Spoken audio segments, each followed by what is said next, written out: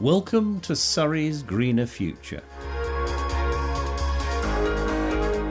In these podcasts, we will identify ways where each and every one of us can do our bit to make a difference.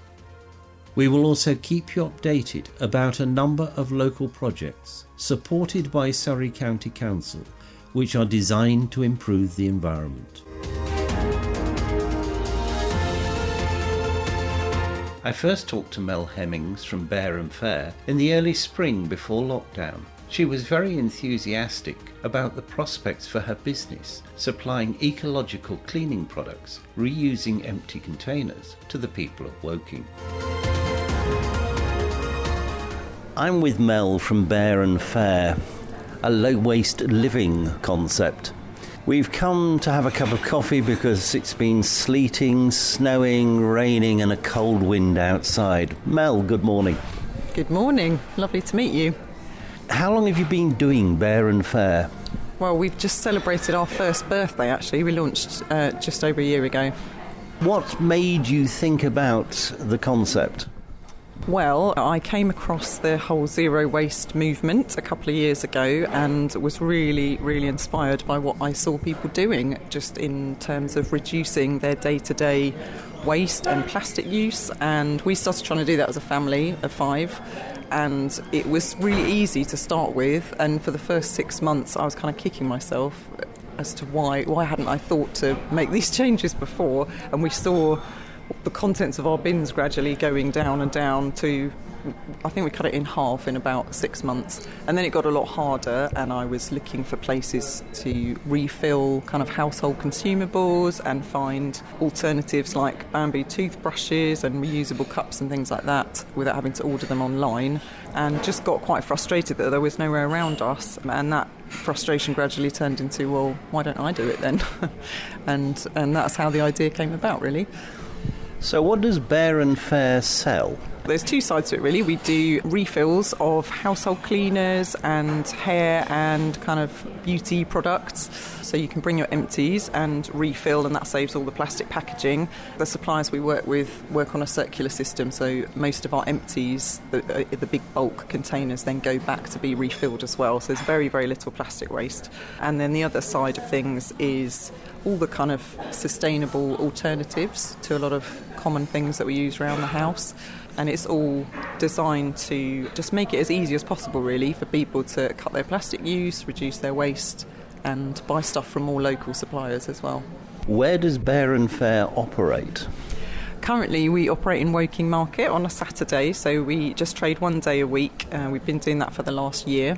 Thankfully, the demand has been increasing all that time, and we're now looking at a permanent shop space in Woking, and there's lots of work going on behind the scenes towards that effect. So hopefully we'll have some news on that soon.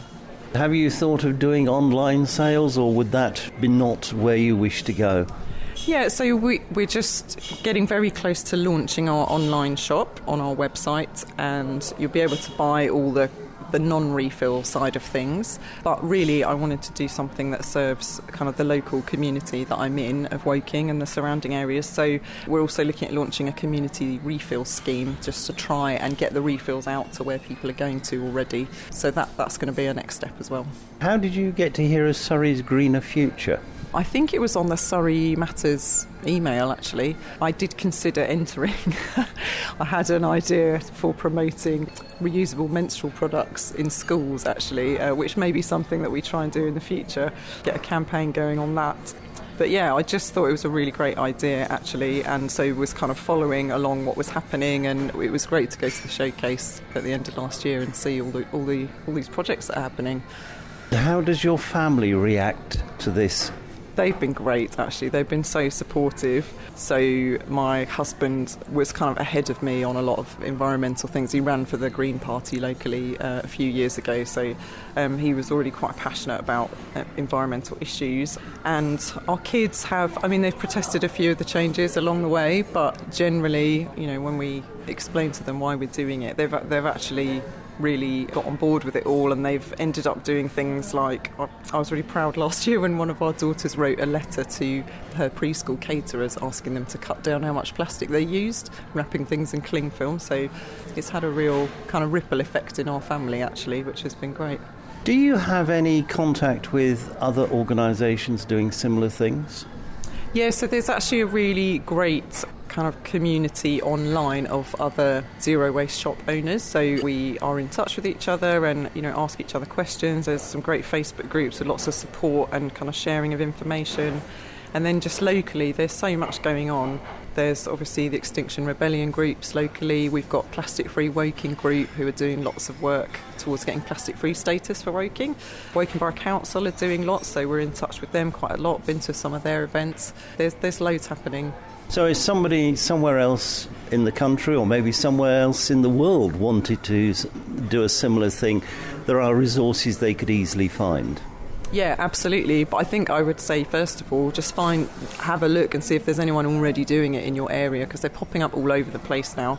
One of my aims has always been to try and kind of collaborate with people rather than compete, because obviously as soon as you turn something into a business, it can start to get a bit competitive. But the general spirit of the zero waste movement is to collaborate and to help each other out, because we're all on the same side, really. We're all doing this because we feel really passionately about it and want to make a difference in the world. So thank you very much. Pleasure. Thank you.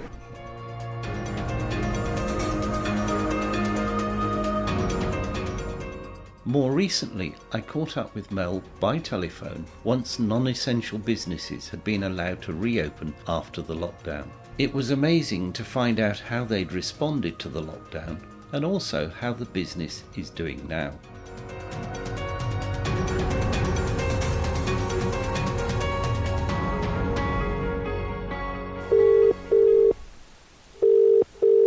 After some months... Yes, and what a few months they've been. You reopened, when was it? It was when all the non-essential shops were allowed to reopen. And what changes did you have to make to running a stall in a market? Well, obviously we had to make sure we were adhering to all the government guidance, which we've obviously been following. Had to do a COVID risk assessment. And it's just, all the basic stuff that everybody's now doing as routine. So the social distancing, marking out the distances. We chose to wear masks and have the staff wear masks, which wasn't essential as we're essentially outside. But we just decided to do that anyway. Hand sanitizer, increasing all the cleaning that we're doing. So yeah, it kind of all feels very routine now, but it felt like a fairly big change. Your supplier, were they ready and waiting, or did you have any difficulties getting supplies? Yes, supply lines have been interesting. So we were closed at the market for the weeks that the country was in full lockdown, but we started doing home deliveries.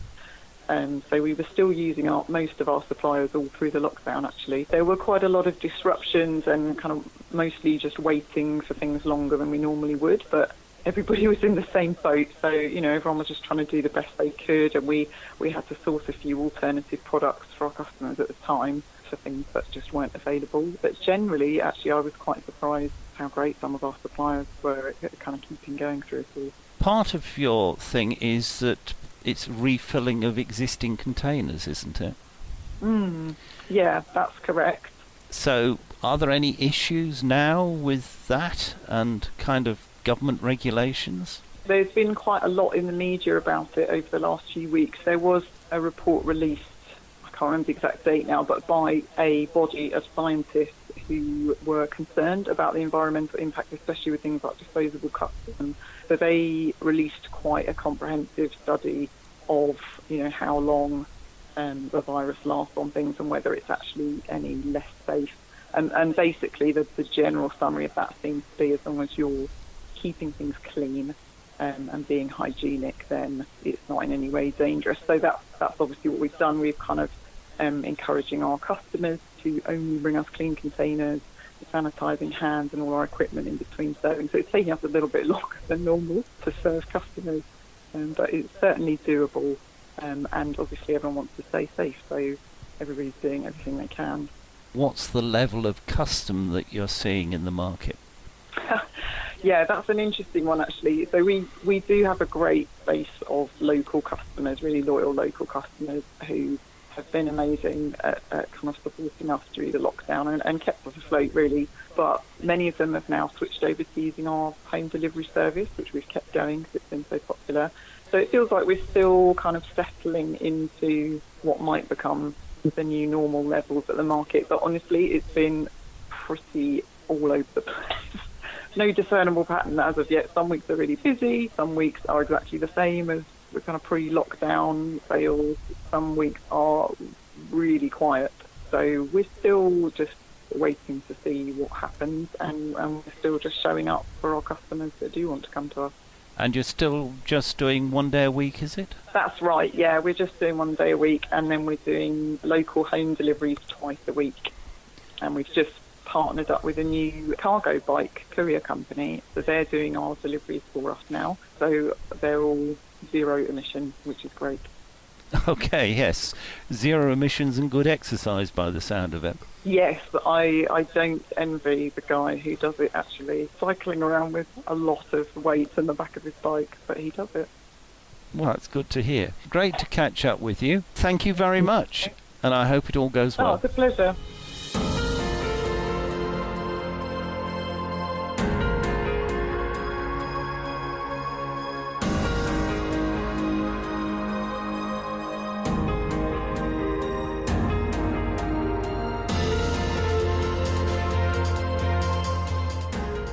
In the final part of this podcast, I talked to one of the suppliers to Bear and Fair, a company called Café, about their ecological products and processes.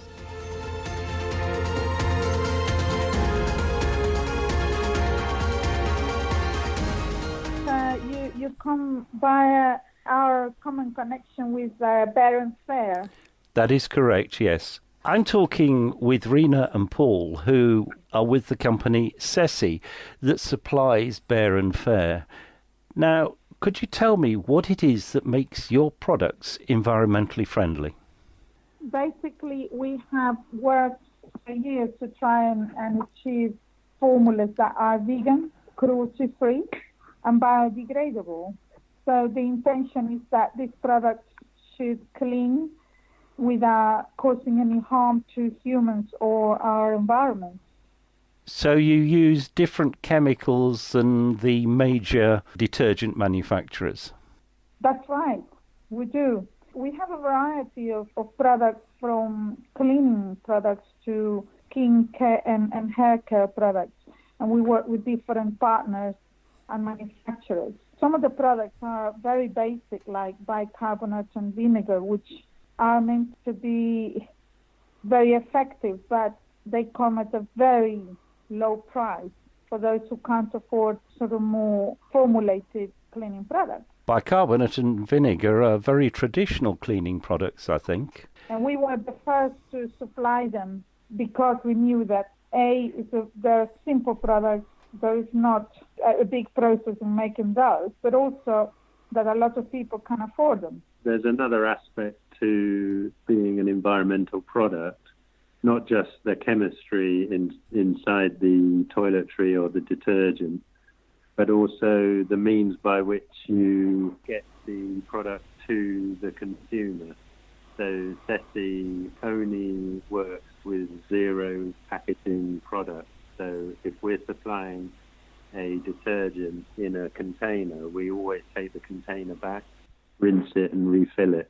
That will be a bulk container, I presume, because people provide their own container when they buy the product from the retailer. Absolutely. So we supply, generally speaking, in 20-litre tubs to retailers. That's about the heaviest that's easily moved around by hand. But we obviously receive products in 1-ton containers from various manufacturers, and those what are called IBCs, or industrial bulk containers, come to us. We empty them, decanting into the 20 litres using gravity, so no carbon footprint there, and return the IBCs back to the manufacturer, and they rinse and refill. The other product we supply in refillable containers is powders. And for us, Another aspect of the campaign at Café is ensuring that the washing of the tub is not your mainstream industrial way.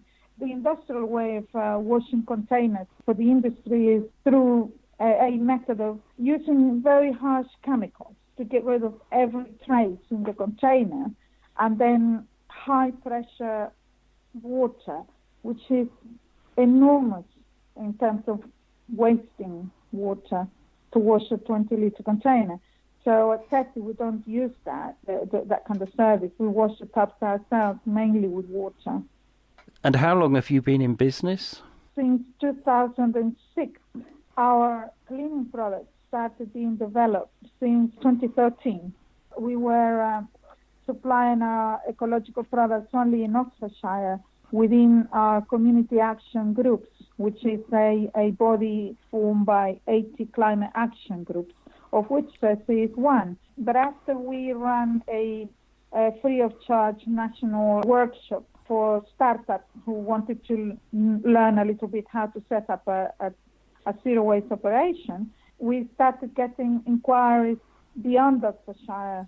And so we started growing in the last couple of years, 2 or 3 years actually now. And now we supply to the whole of the UK. So you supply across the UK, and roughly how many businesses are you supplying at the current time? On paper, we have registered 340 stockists. I can say with all honesty that at least 40 of them are not active. And that includes England, Wales, Scotland, and the Channel Islands.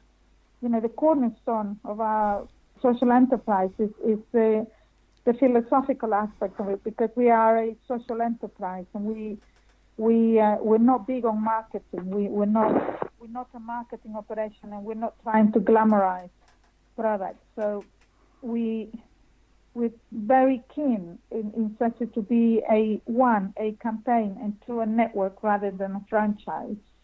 And so in the spirit of doing that, the focus for us is to strengthen local economies, support the small sector, and doing so by supplying ecological products in a way that reduce waste and plastic pollution.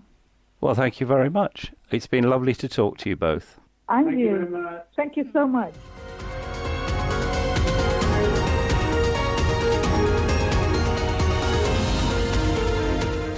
This podcast has been produced by the Mr. T Podcast Studio as part of Surrey's Greener Future programme. Please use this material to help inform others.